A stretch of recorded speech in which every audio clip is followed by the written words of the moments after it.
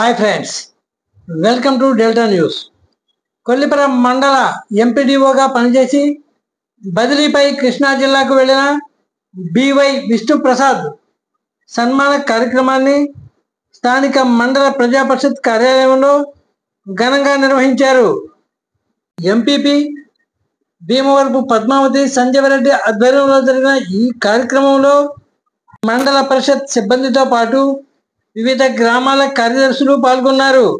ఈ సందర్భంగా by విష్ణుప్రసాద్కు MPP పుష్పగుచ్చం అందజేసి పూలమాలలు, శాలువాలతో ఘనంగా సత్కరించారు. బివై విష్ణుప్రసాద్ పనితీరును పలువురు వక్తలు కొనియాడారు.